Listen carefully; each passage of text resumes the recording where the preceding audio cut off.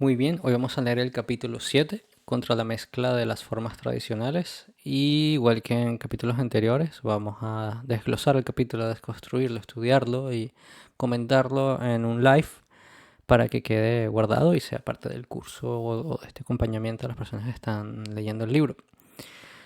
Y estudiando la obra de Guénon, que sea como base para otros estudios a futuro de otras tradiciones o de otros métodos de realización espiritual o incluso de simbolismo. En el capítulo anterior habían hablado sobre síntesis y sincretismo y vamos a continuar con esa misma línea hoy hablando sobre la mezcla de las formas tradicionales. Bueno, en este sentido, estar contra la mezcla de las formas tradicionales y vamos a ver por qué. Como ya lo hemos dicho en otra parte, esto es una llamada al reino de la cantidad de los signos de los tiempos, la cual en este libro se hacen muchas llamadas a ese libro, que es muy bueno, pero creo que tendría utilidad también leerlo luego o después de este. Están bastante alineados los dos.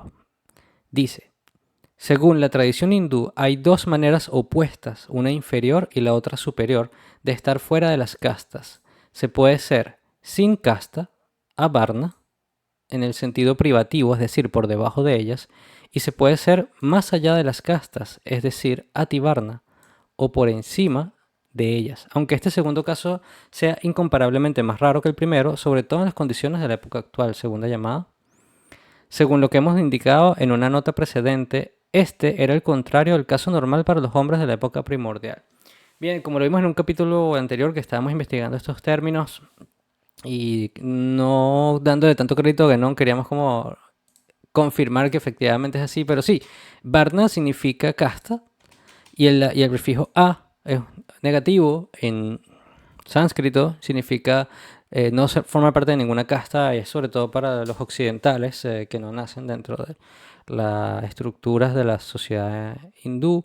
Y el ati es más allá, trasciende el concepto de castas y es porque el ser realizado espiritualmente ya contiene todas estas condiciones, estos colores, por así decirlo, en su naturaleza interna, ha agotado las posibilidades humanas por así decirlo, utilizando realmente palabras de que no. El agotamiento de las posibilidades humanas. No es otra que la identificación con un principio supremo que trasciende la humanidad y que por ende contiene todas por su misma naturaleza universal. Y cuando habla de las condiciones de la época actual, tiene que ver de nuevo con el asunto de los yugas y las edades humanas y que estamos en la edad de hierro, donde hay un oscurecimiento y donde es mucho más difícil que una persona comprenda esta universalidad interna. Por ende, todos están más condicionados hacia el aspecto de la multiplicidad y hay que hacer un esfuerzo por regresar a esa universalidad y retrotraerse hacia el centro, que es el camino y la vía iniciática. Bien, de una manera análoga se puede estar también más sacado más allá de las formas tradicionales. Bien. El hombre sin religión, por ejemplo, tal como se encuentra corrientemente en el mundo occidental moderno, está incontestablemente en el primer caso, es decir, está fuera de la forma tradicional y sería considerado un avarna. El segundo, por el contrario, se aplica exclusivamente a aquellos que han tomado efectivamente conciencia de la unidad y de la entidad fundamentales de todas las tradiciones. De nuevo, esto es clave en la hora, vamos a subrayarlo. Mientras escribo o mientras leo hubo unos ataques en Medio Oriente y estamos a 8 de octubre y de nuevo, si las personas tomaran conciencia de esta unidad y de esta identidad fundamental de todas las tradiciones, habría paz en el mundo. Habría paz de muchos entornos donde se ve división, que es una división artificial. Por eso, aunque nadie esté viendo este curso en este momento, en el futuro quizás un grupo selecto de personas, un grupo de gente que comparten esta intención de difundir estos conocimientos y mantenerlos activos en la medida de lo que podamos.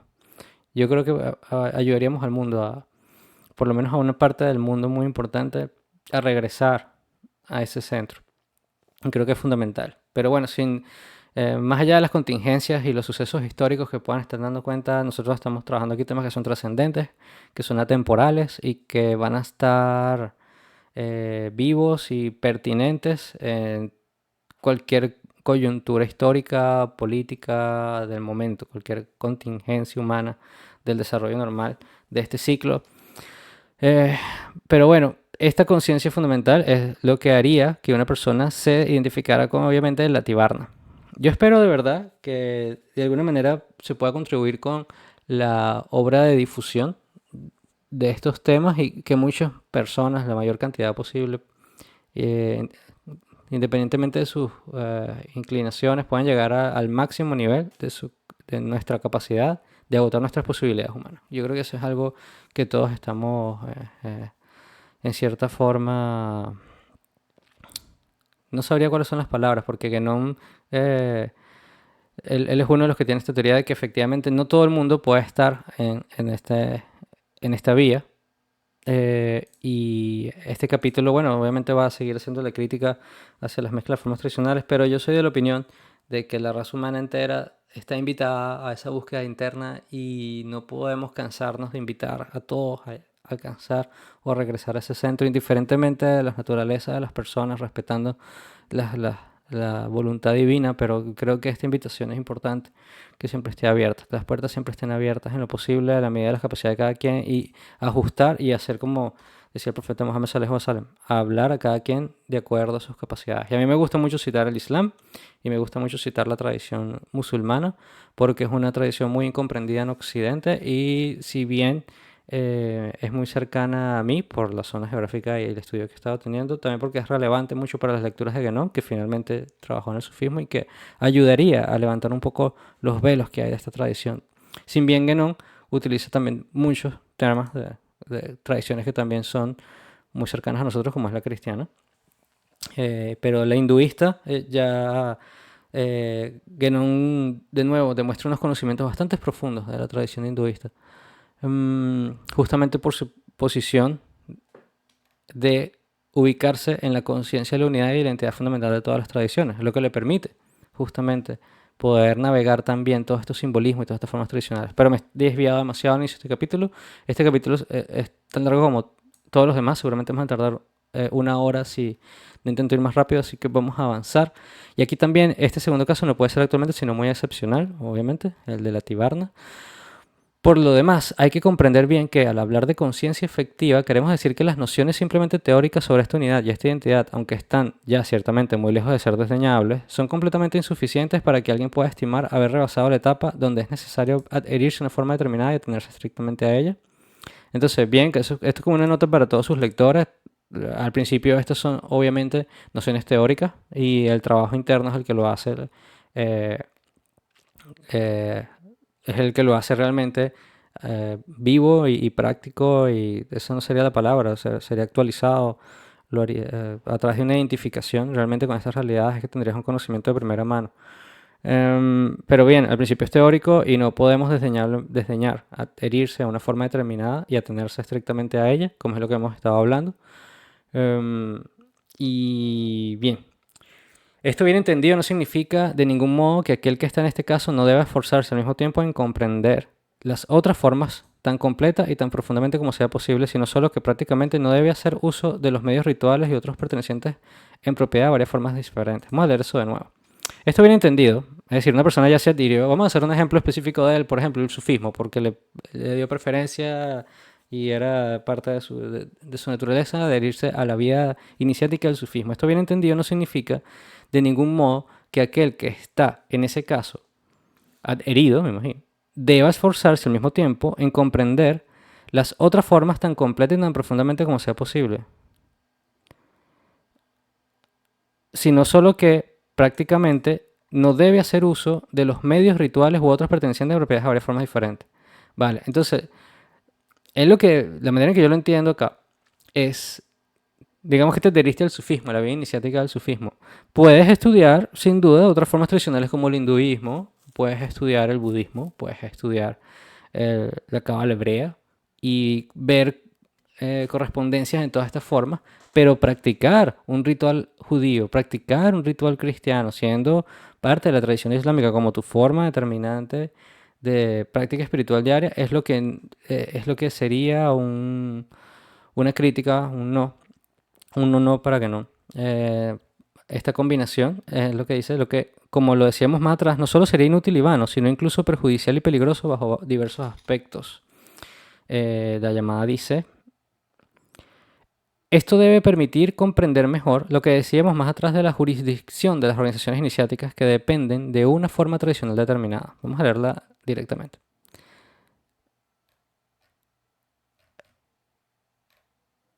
Llamada 1.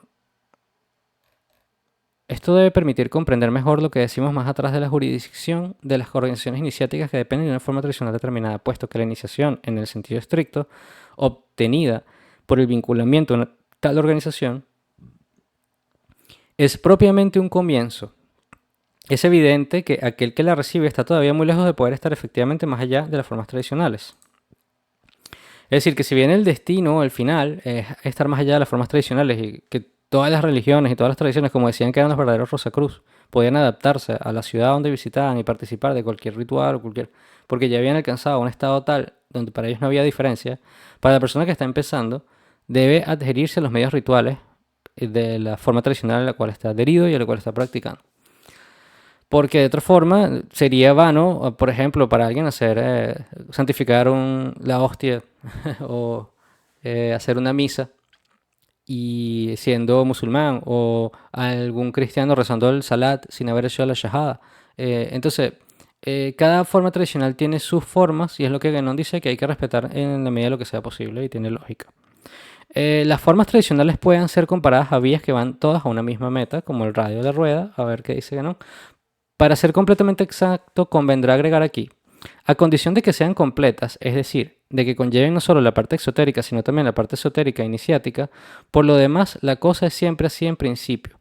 Pero de hecho, puede ocurrir que, por una suerte de degeneración, esta segunda parte esté olvidada y en cierto modo perdida, es decir, una visión, una perspectiva, como habíamos hablado en los primeros capítulos, del aspecto esotérico, o de una vía esotérica añadida a esa, porque Guénon este mismo dice que la iniciación y el esoterismo es único para todas las tradiciones, una sola, no es que haya una forma interna más esotérica de la religión.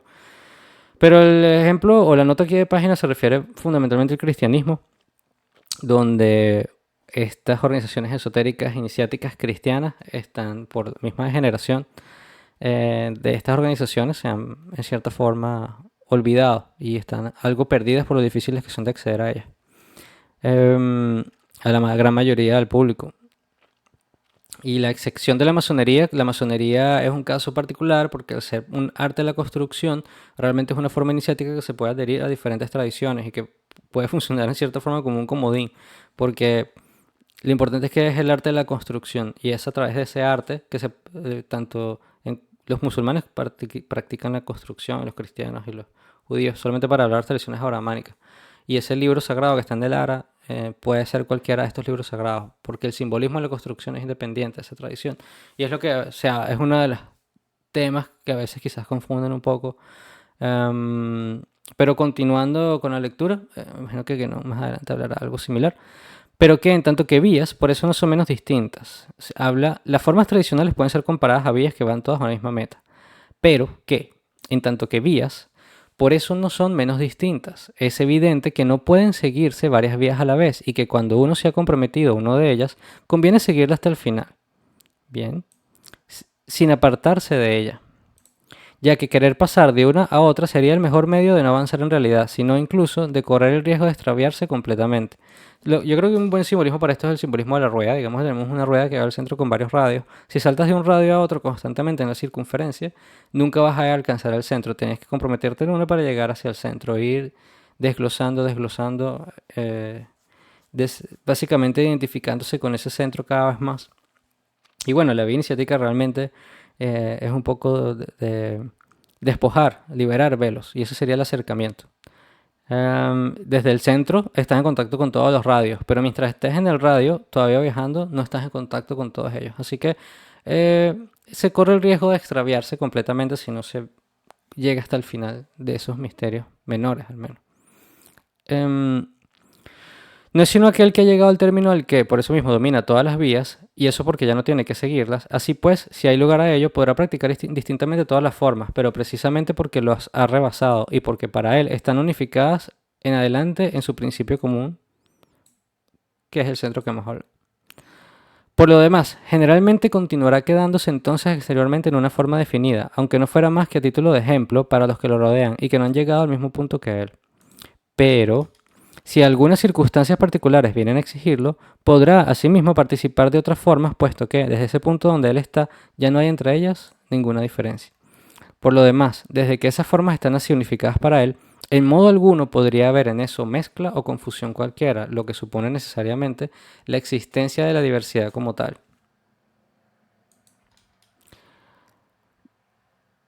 La mezcla solamente existe para la visión exterior, es lo que no quiere decir, para la visión que no está unificada.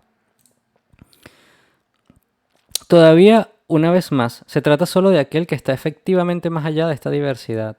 Para él, las formas ya no tienen el carácter de vías o de medios, de los cuales ya no tienen necesidad, y ya no subsisten sino en tanto que expresiones la verdad una. Expresiones de las que es completamente legítimo servirse según la circunstancia, como lo es hablar en diferentes lenguas para hacer comprender por aquello a quien uno se dirige. Esto es un muy buen ejemplo, el tema de las lenguas. Imagino que va a hablar aquí seguramente del don de lenguas. A ver. Es precisamente eso lo que significa en realidad desde el punto de vista iniciático lo que se llama el don de lenguas, sobre el que veremos de nuevo más adelante, sin duda. Eh, bueno, la gente dirá esto del don de lenguas, lo he escuchado antes, me suena, ¿de qué habla? La Biblia, efectivamente, y el cristianismo es más un tema cristiano. También el lenguaje de los pájaros es un término más islámico y bueno, también bíblico, porque David habla de esto. Pero en la teología cristiana se llama don de lenguas una facultad milagrosa concedida por el Espíritu Santo a una persona y que corresponde a la capacidad de hablar múltiples idiomas que dicha persona desconoce. Su definición varía según las diferentes ramas del cristianismo. La ciencia llama a esta facultad glosolalia, un trastorno del habla por el que el sujeto se expresa con un léxico imaginario, a través de una serie de automatismos fónicos con la convicción de estar empleando un lenguaje nuevo. Esto obviamente es una incomprensión del simbolismo espiritual del don de lenguas. Entonces, si una persona habla en glosolalia o dice disparates, entonces esto era lo que era antiguamente el don de lenguas. No, el don de lenguas efectivamente es una facultad que viene concedida, como menciona la teología cristiana, por el Espíritu Santo, como habíamos hablado, el Ruj al-Qudus, aquí dice, el Paráclito, y que no es sino el Fiat Lux también, una influencia espiritual que permite esa identificación, puedes percibir y entender diferentes símbolos y entender la realidad espiritual a la cual refieren íntimamente. Ahora, si se llega a un estado tal, y creo que Ganón habla de eso, donde no solamente puedes entender este simbolismo, sino que se puede decir que hablas el lenguaje de estas gentes porque entiendes sus símbolos, entiendes sus métodos, entonces se puede ver como un don de lenguas, ¿no? Puedes entender como su visión de esa cultura, pero es porque entiendes las realidades espirituales a las cuales esa cultura está haciendo referencia y eso puede hasta tener una aplicación práctica como es el entendimiento de una palabra en su sentido exacto y como su traducción. En fin, es un tema interesante, ya sigamos adelante, pero sin detenernos mucho en estos temas.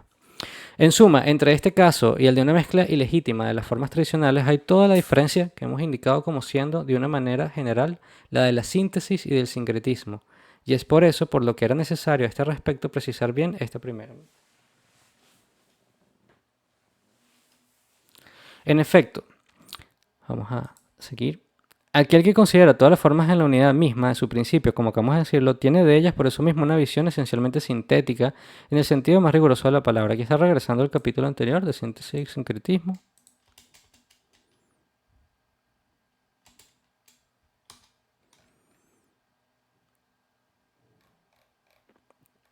Bien, no puede colocarse sino en el interior de todas igualmente, e incluso deberíamos decir en el punto que es para todas el más interior, puesto que es verdaderamente su centro común, el simbolismo del centro.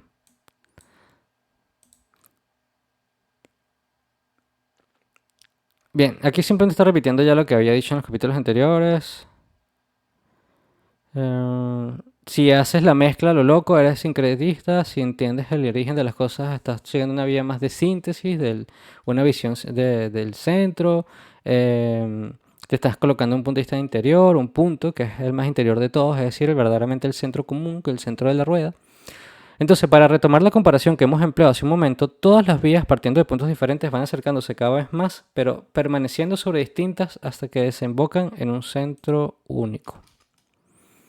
Punto, vamos a dar la llamada a pie de página. En el caso de una forma tradicional de venida incompleta, como la exhibimos más atrás, se podría decir que la vía se encuentra cortada en un cierto punto antes de alcanzar el centro, o quizás más exactamente todavía, que es impracticable de hecho partir de ese punto, que marca el paso del dominio exotérico al dominio esotérico. Entonces, bueno, él habla de formas que están devenidas de nuevo. Por ejemplo, el cristianismo llega a un punto donde ya no puedes ir más allá, no puedes continuar con tus prácticas esotéricas o iniciáticas porque no consigues ese punto que continúa. No consigues cruzar esa barrera del exoterismo al esoterismo. Que al final no es sino un cambio de perspectiva, pero se requiere que la forma tradicional apoye y soporte esta perspectiva. Si la niega por completo, si se ha olvidado, entonces ya practicarla se hace muy difícil. Eh, pero bueno, de estos temas que no tienen mucha obra para hablar. El libro del esoterismo cristiano es muy interesante. Él no lo menciona aquí, pero obviamente está hablando muy específicamente del cristianismo como un ejemplo muy claro. Me imagino que puede haber otros ejemplos que de momento no me vienen a la mente. Pero creo que ese es el más cercano y el más evidente para los occidentales.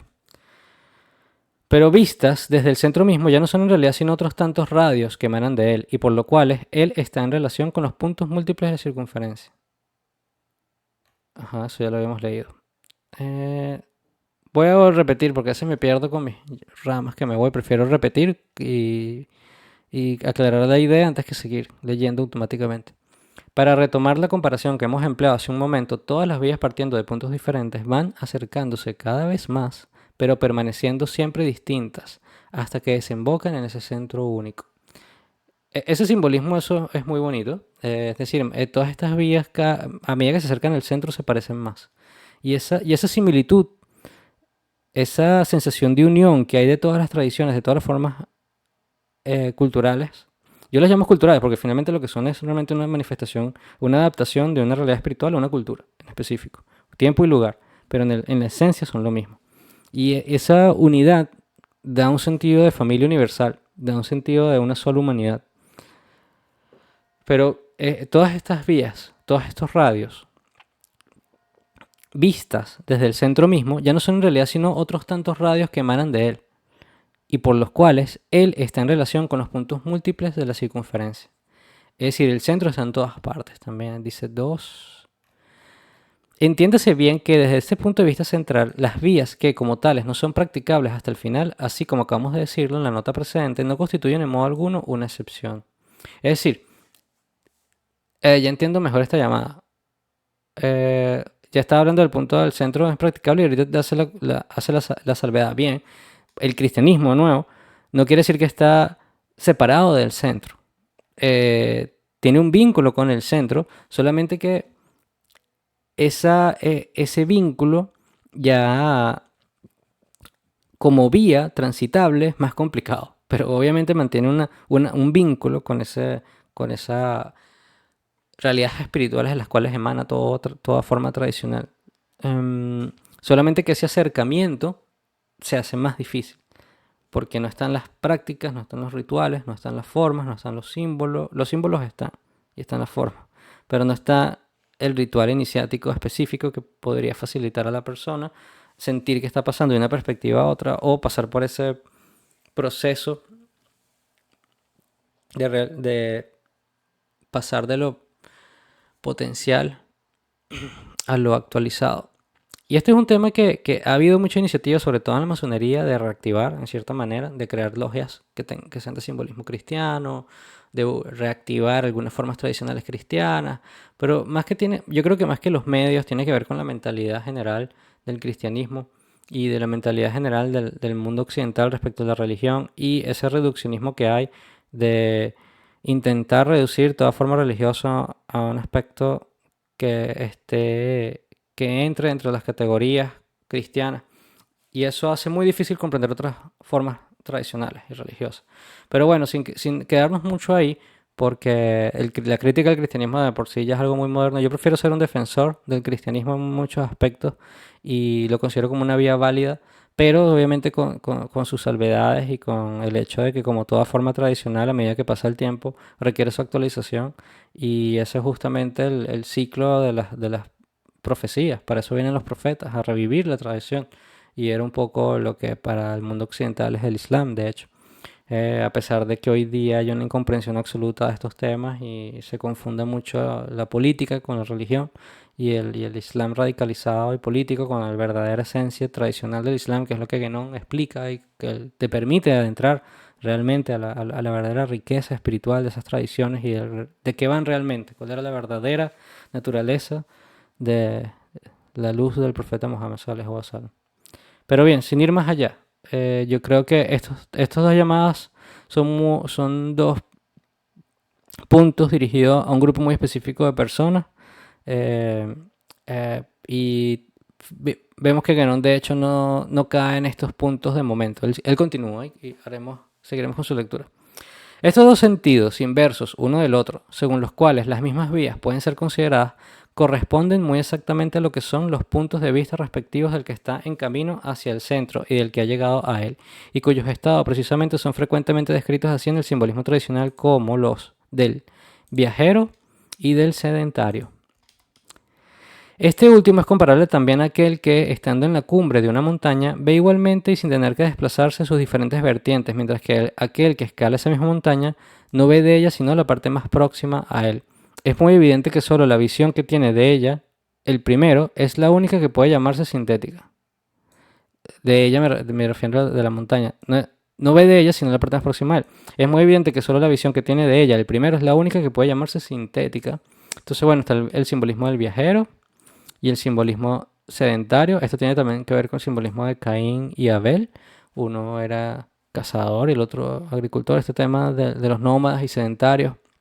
Pero bueno, sedentario, aquel que está sentado, ¿no? En el centro.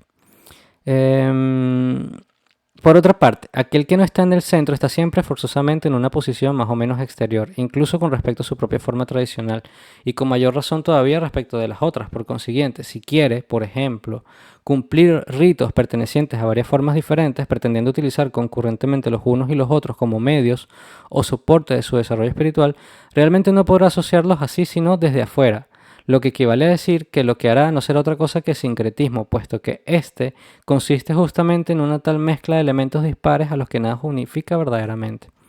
Es decir, a menos que te hayas realizado espiritualmente, practicar varias formas tradicionales es un sincretismo, no hay otro. Vas a estar externamente. Eso es básicamente, y es verdad, estos medios son soportes, pero la persona que ya está realizada espiritualmente, ¿qué necesidad tienen de un soporte? No tiene necesidad de un soporte. Es solamente una expresión, un lenguaje más con el cual está hablando, pero él ya ha alcanzado la meta. Así que ya están fuera de las formas tradicionales. En fin, Guénon hace esta advertencia porque obviamente lo ha visto mucho y como lo hemos hablado hay que entender a Guénon en su contexto también.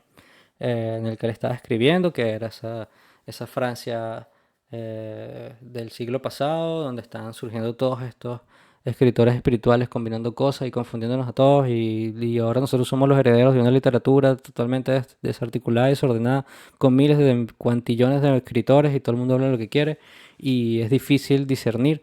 Y Guénon hizo esta obra un poco como intentando crear ciertas nociones que se hacen bastante lógicas, y si nosotros nos remitimos a las fuentes, mientras no haya contradicciones, lo que Guénon menciona acá, lo que transmite, hasta el momento ha aguantado las pruebas de la lógica, del criterio, del sentido común, y luego también las de las pruebas internas y de la vía practicada y de las realidades a las cuales se acceden. Así que yo de momento estoy de acuerdo con él. Pero claro, como obra humana, que al final es la literatura de Guénon, siempre hay que leerla paso por paso y entendiendo sus respectivos alcances. Así que cuando yo vea algo que yo considera que pudiéramos investigar más, profundizar más o dar alguna nota, algo que se puede entender de otra manera, lo haré. Pero de momento yo creo que estoy de acuerdo con Guénon en lo que él está mencionando acá desde el punto de vista de la realización espiritual. Continuando. Todo lo que hemos dicho contra el sincretismo en general vale pues en este caso particular, e incluso se podría decir con algunas agravantes. En efecto, en tanto que no se trata más que de teorías, El sincretismo ritual puede, aunque es perfectamente insignificante, ilusorio y aunque no represente más que un esfuerzo dispensado en pura pérdida, ser al menos todavía relativamente inofensivo. Pero aquí, por el contacto directo que está implicado con realidades de un orden más profundo, corre el riesgo de arrastrar a aquel que actúa así a una desviación o a una detención de ese desarrollo interior para el que al contrario él creía bien equivocadamente procurarse con esas mayores facilidades. Guénon hace mucho en su obra estas advertencias de es peligroso, puede haber un efecto contrario, puede causar y sí y no. Es decir, yo creo que no hay que ilusionarse demasiado a los efectos en el mundo físico de practicar de una forma tradicional a otra, más que hacer quizás hasta el ridículo en la mayoría de los casos. Pero sí es verdad que cuando empiezas a actuar con ya ciertas cosas más profundas a nivel de la psique humana, puede causar desviaciones y puede causar algún tipo de, de perderte en ese mundo de la mente, ese mundo lunar, y es donde entras realmente como lunático, y es uno de los temas que de hecho que no también mencionaron, que no dejan muchas cosas por fuera. Eh, pero, bien, lo que dice es que esto de combinar formas tradicionales no es solamente algo que, que es un poco, que está fuera de la práctica habitual de una vía espiritual, sino que si empiezas a saltar de un radio a otro, bueno, puedes entrar efectivamente en una detención o una desviación cuando no comprendes bien ciertos conceptos de una tradición en particular, como lo hemos hablado con el caso del karma, o si tienes algo. Es realmente lo que son las sectas hoy día. Las sectas generalmente se crean por algún desacuerdo con alguna enseñanza tradicional, la cual la persona no entiende el principio espiritual y este fundador de esta secta lo entiende de una manera distinta desde el punto de vista de la razón, incluso sentimental, y crea un sesgo de esa vía para hacer una adaptación particular según como era quizás, no sé. em, en fin, no voy a dar ningún ejemplo porque no me viene ninguno muy específico que la gente se queda mucho más a los ejemplos, pero pensando en cualquier secta, que la que me viene a la mente creo que sería la de los martinistas con el tema de, pero era, no, la orden martinista es una cosa, Simón, de Martínez de Pascuali. Y bien, vamos a continuar aquí con esta lectura.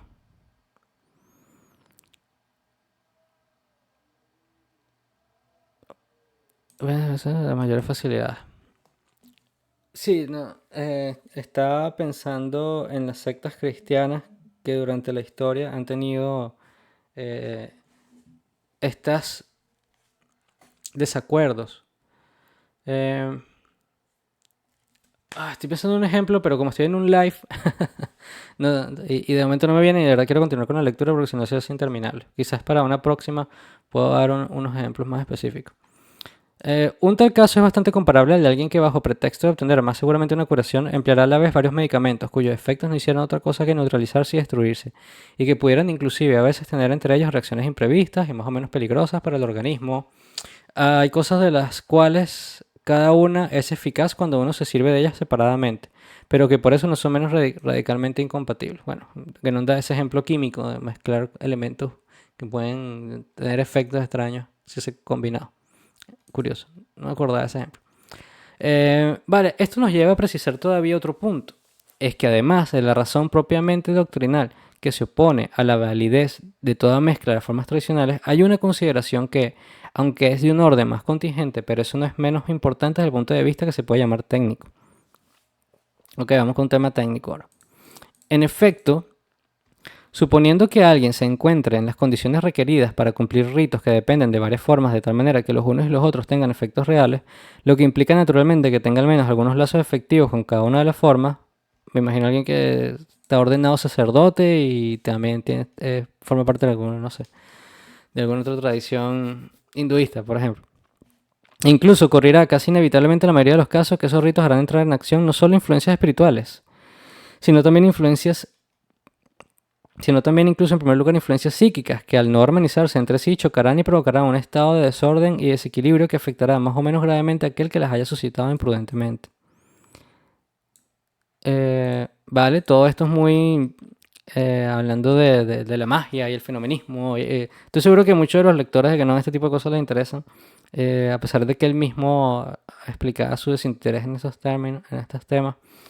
Bueno, si alguien practica rituales distintos y de repente se vuelve loco, pudiéramos ver este párrafo y decir, bueno, quizás fue esto, ¿eh? Había influencias psíquicas que no se armonizaron entre sí. Yo en particular, este tipo de cosas no intento darle mucha importancia, porque la verdad es que entran ya un poco en el lado de la especulación. Em, pero es bueno tenerlas, porque por otro lado también he visto cosas muy extrañas en la gente que practica magia y cómo eso hace unos efectos bien curiosos en las personalidades de esas personas. Em, Continuando, se concibe sin esfuerzo que un tal peligro es de aquellos a los que no conviene exponerse irreflexivamente. Bien. Por lo demás, el choque de las influencias psíquicas hay que temerles más particularmente por una parte como consecuencia del empleo de los ritos más exteriores, es decir, de aquellos que pertenecen al lado exotérico de las diferentes tradiciones, puesto que es evidente bajo este aspecto, sobre todo como éstas se presentan como exclusivas las unas de las otras, siendo la divergencia de las vías tanto mayor cuanto más lejos del centro se consideran. Vale, entonces bueno, de estas condiciones técnicas él dice, mientras más externo sea el ritual, por ejemplo la consagración de una hostia, que es uno de los que habíamos hablado, eh, eh, mientras más externo y más exotérico sea el ritual, de dos formas tradicionales, y se combinen peor, porque estamos hablando de que son lo más diferente posible en ese sentido. Mientras más iniciático e interno sea la práctica ritual, menos alejada está. Entonces, quizás una persona que mencione un mantra de una tradición y luego hace un mantra de otra haciendo algún tipo de recuerdo, bueno, eso no tiene tanto choque. Es algo más o menos es un serio. Estos son los ejemplos que se me ocurren, ¿no? Pero la consagración en la misa, con algún otro ritual, como, no sé, de alguna otra forma tradicional, en el Islam no hay muchos. El Salat y... em, ¿cuál pudiera ocurrirse? Me estoy malo con los ejemplos hoy. Pero sí, se me ocurre, a ver, los judíos tienen más rituales exotéricos reconocibles. Pero bueno, lo que quiere decir Genon aquí básicamente es que hacer rituales exotéricos de diferentes formas o diferentes religiones y mezclarlos entre ellos, mientras más exotérico, más choque va a haber por la misma diferencia que hay. Es que esto es algo hasta visual, hasta es algo muy, es lo evidente, es lo más em, accesible a todo, se puede ver que hay algo que es que no coincide. En cambio, mientras más interno es, se va viendo cómo esta forma cada vez en sus medios tienen menos diversidad y se acerca más en esencia a lo mismo. Pero bueno, que no está hablando aquí del choque psíquico. Por lo demás, el choque de la influencia psíquica hay que temerle más. Y bueno, esto siempre lo deja muy vago, pero eh, todo obviamente tiene algún efecto en el mundo sutil, en el mundo psíquico de las personas. Y bueno, eh, esto yo sí he visto ciertos sectas que hacen estas combinaciones y sí, efectivamente se puede ver que estas personas están un poco, quizás más propensas a algún desorden que pudiéramos llamar mental, un desorden psíquico, pero es decir, hay una desorganización de los muebles en la casa.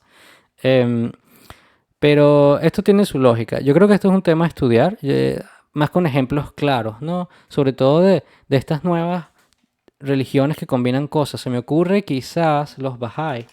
No es que conozca muchos Bahá'í, pero sí sé, por lo que he estudiado, es que ellos combinan una buena cantidad de cosas. em, a pesar de que hablan también de esa unidad de las religiones que estamos estudiando aquí. eh, entonces hay que ver cómo entienden los Bahá'í la religión y la unidad. Yo visité el templo Bahá'í de Santiago de Chile, muy bonita la arquitectura, creada por un chileno, si mal no recuerdo. El bahaísmo sincrética. Bueno, quizá aquí le hicieron caso que no. Es una doctrina sincrética que proviene del babismo. ¿Y qué es el babismo? Dije que no me quería extender mucho en estos temas. Movimiento religioso en Persia, bla, bla, Imperio Otomano. Son chiitas.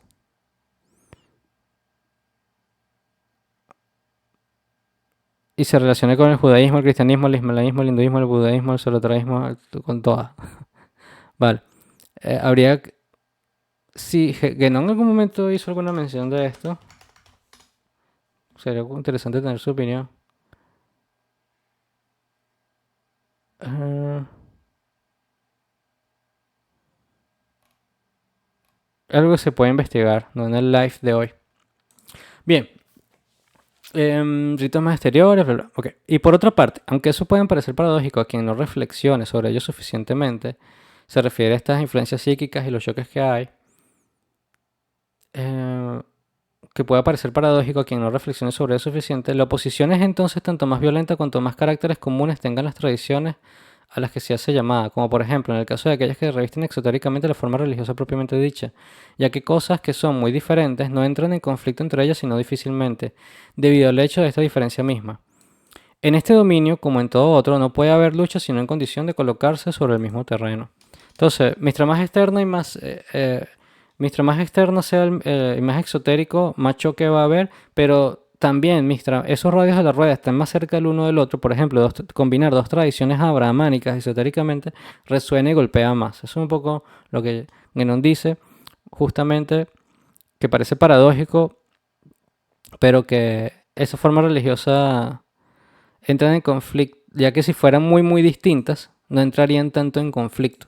Pero como son relativamente similares, entonces hay algún tipo de disonancia. Este tema en particular yo no lo he experimentado, yo no he visto realmente ejemplos de personas que practiquen exotéricamente dos tradiciones similares a la vez y no he visto, habría que estudiar cómo esto tiene efectos efectivamente psíquicos en las personas o cómo esto puede ocasionar algún tipo de desbalance. Quizás lo pudiéramos ver en... Quizás sí se me ocurre un caso y donde efectivamente pudiéramos ver un desorden un poco, que es en el caso de la santería. La santería. Eh, y la santería en particular es una especie de politeísmo donde hay muchas, en este caso, prestaciones sincréticas, no necesariamente sintéticas. El verdadero culto de Ifá o la religión original que viene de África y luego fue a Cuba, etcétera.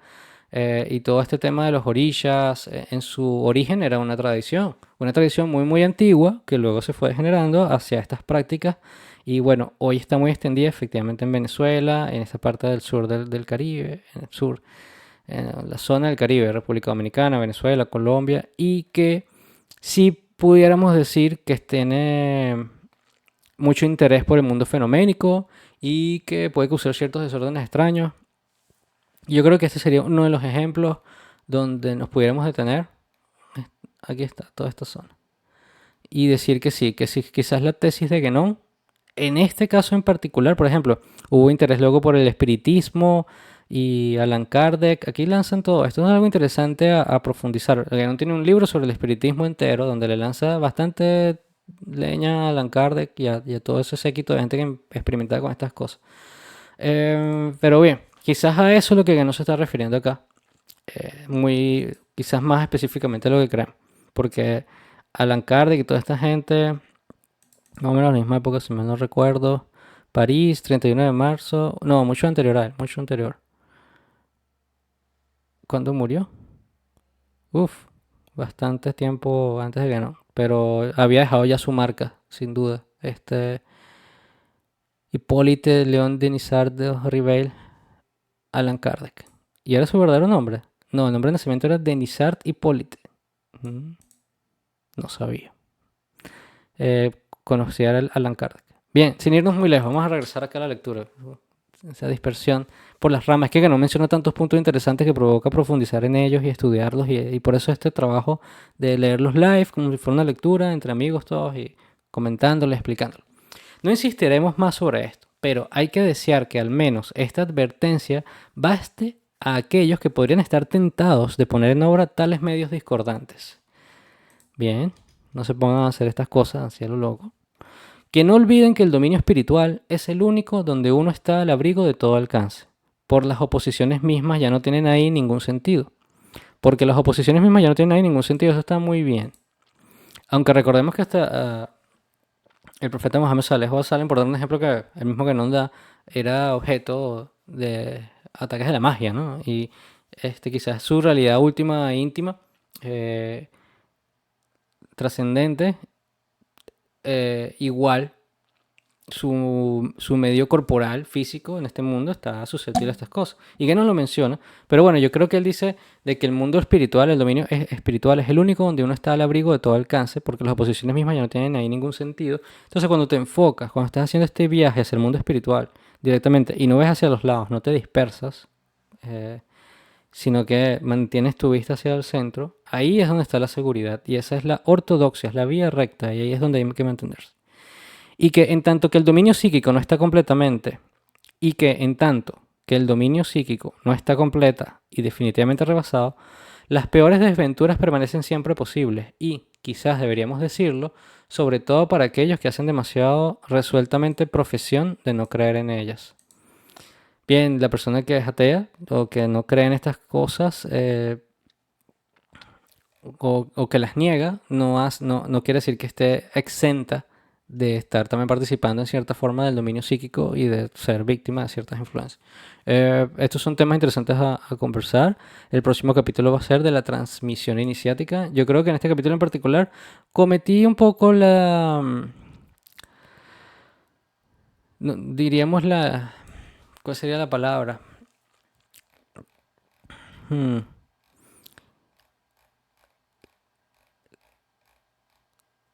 Bueno, siento que hice muchos comentarios que se iban un poco a profundizar del capítulo y quiero intentar mantenerme más dentro de la línea del capítulo porque Genon hace todas estas llamadas y menciona todos estos temas que se ramifican tanto.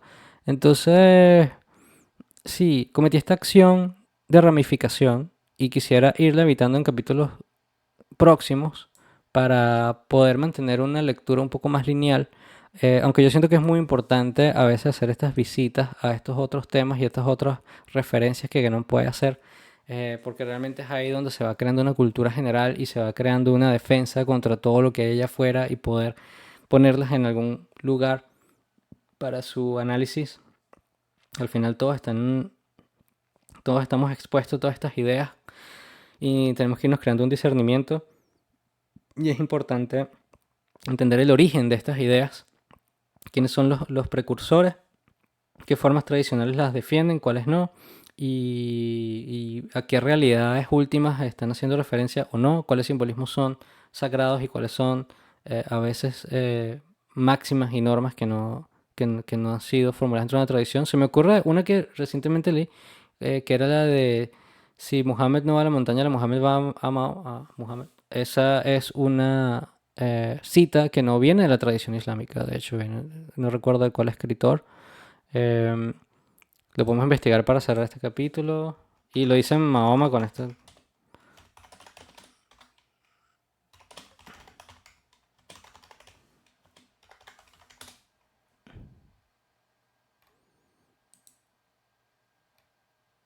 Ajá, aceptar.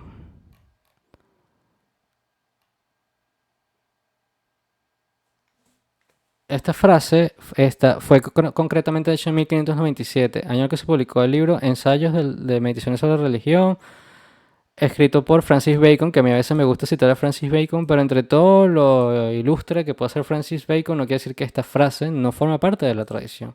Y igual que Allan Kardec y el espiritismo y todo esto no son formas tradicionales originales, y que la mezcla de formas tradicionales, como por ejemplo pasa en el ejemplo que dimos de la santería o del bajaísmo, no necesariamente es la mejor manera de seguir una vía de relación espiritual por las razones que no explica acá y que él defiende su manera. Y bueno, a mí estos capítulos de todas maneras no quiero comentarlos de una forma donde leamos a Guénon